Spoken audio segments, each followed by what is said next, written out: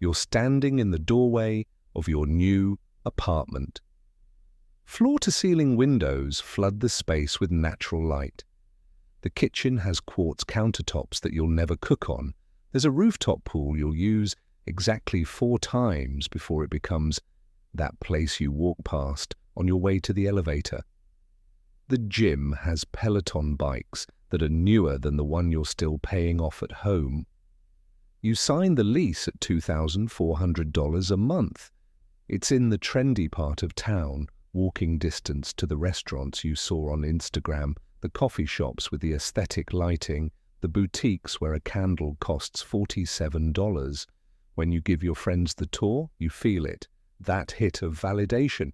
The, "Oh wow, this is nice," looks on their faces. The envy disguised as excitement. You made it. You're living the life that your college self dreamed about. Except here's the thing. You spend 11 hours a day at work. You eat dinner hunched over your laptop at 9 p.m. On weekends, you're too exhausted to do anything except scroll your phone from that $3,000 couch you financed. That natural light you're paying $800 extra for? You see it for approximately 45 minutes on Saturday morning before you close the blackout curtains and go back to sleep. You didn't rent an apartment. You rented a storage unit for your body that you're pretending is a lifestyle. And I've spent 3 years tracking the financial decisions of people who look successful on Instagram but are quietly drowning in private. If you've ever wondered why your salary feels like it evaporates the moment it hits your account, or why you can't seem to save money despite making good money, hit that subscribe button. Today we're dismantling what I call the luxury apartment industrial complex and understanding why it's the single biggest silent wealth killer for people under 40. Because somewhere between 2018 and now, an entire generation decided that the quality of their apartment was a direct reflection of their worth as a human being, and the math behind this belief is so catastrophically destructive that it makes gambling on sports look financially responsible. Let's start with what you actually signed up for, because your brain stopped doing math the moment the leasing agent said stainless steel appliances. Your apartment is $2,400 a month. That's the number you focused on during the tour. That's the number you told yourself you could make work. But that's not what you're actually paying. First, there's utilities. In that old apartment you left, the one in the less exciting neighborhood with carpet from 2009, utilities ran you maybe $80 a month. In this new place with the floor-to-ceiling windows, your electric bill in summer is $180 because you're air conditioning a glass box. Add water, trash, internet. That's somehow $90 because the building has an exclusive provider. And you're at $320 a month in utilities. That's an extra $240 you didn't budget for. Then there's parking. Oh, you thought parking was included. No, that's $200 a month for a covered spot. Street parking would save you money, but then you'd have to walk 3 blocks, which defeats the purpose of living in the luxury building, doesn't it? Then there's the amenity fee. Yes, that's a real thing. $75 a month for building services and maintenance of common areas. You're literally paying a subscription fee to live in your own apartment. Renter's insurance is required. That's another $35 a month because the replacement value of a luxury unit is higher than a standard apartment. Let's add this up. Base rent, $2,400. Utilities, $320. Parking, $200. Amenity fee, $75. Insurance, $35. Your total monthly housing cost is now $3,030. But we're not done, because you didn't just move into an expensive apartment. You moved into an expensive lifestyle. You can't have people over to your luxury apartment and serve them $8 wine from Trader Joe's, so you upgrade. That's an extra $60 a month you didn't used to spend. You can't wear your old IKEA furniture in an apartment with quartz countertops, so you finance new furniture. That's $340 a month for 24 months on a West Elm couch and a CB2 dining table you'll use 6 times a year.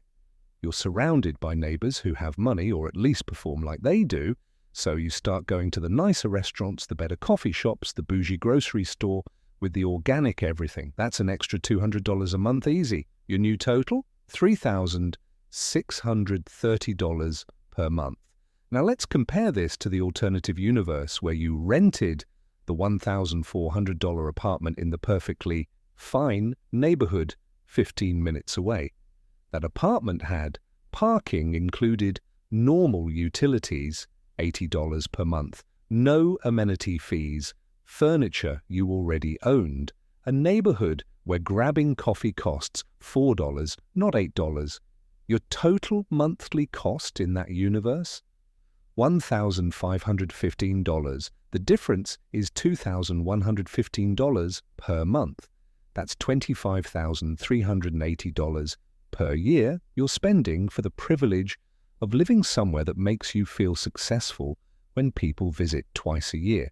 But here's what makes this absolutely psychotic.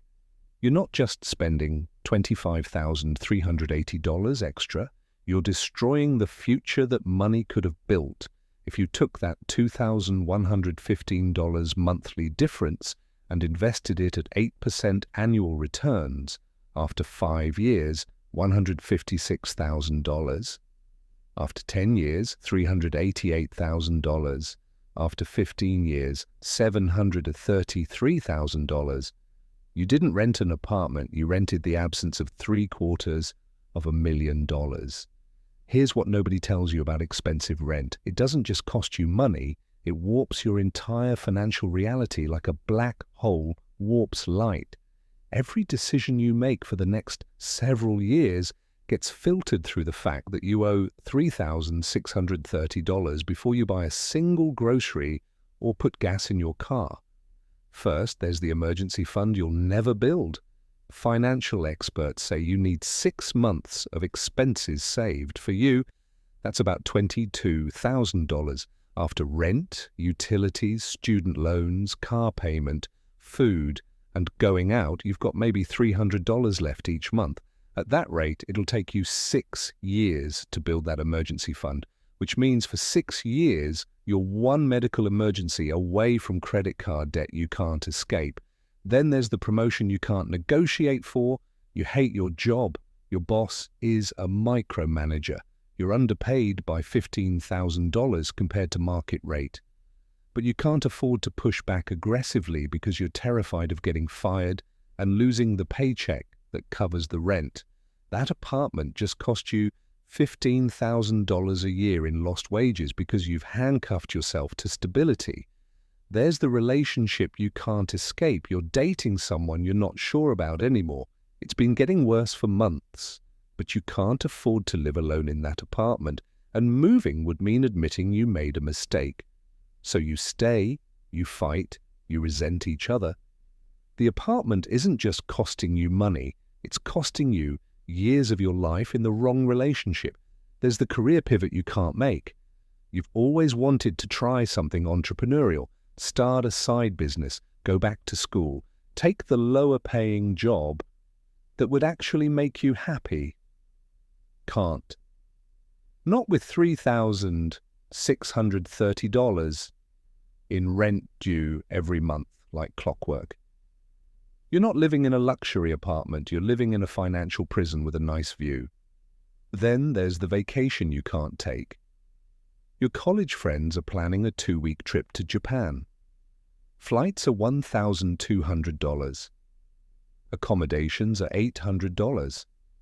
Food and activities are another $1,000. Total, $3,000. You can't swing it, not with rent eating your paycheck. So you stay home, scroll, watch them post photos, feel the gap widen.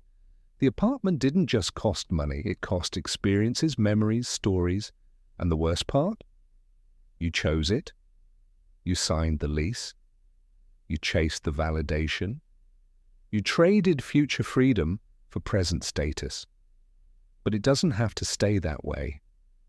The way out starts with admitting the apartment isn't a reflection of your worth, it's a reflection of your priorities. Downgrade. Move to the $1,400 place. Take the $2,115 difference and invest it. Watch it grow. Feel the weight lift. Because the real luxury isn't quartz countertops, it's options. Freedom.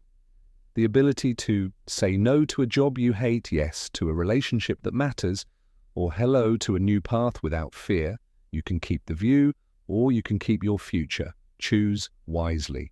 If this hit home, drop a comment with your rent number. No judgment, just real talk. Like and subscribe if you're ready to stop renting your future. I'll see you in the next one.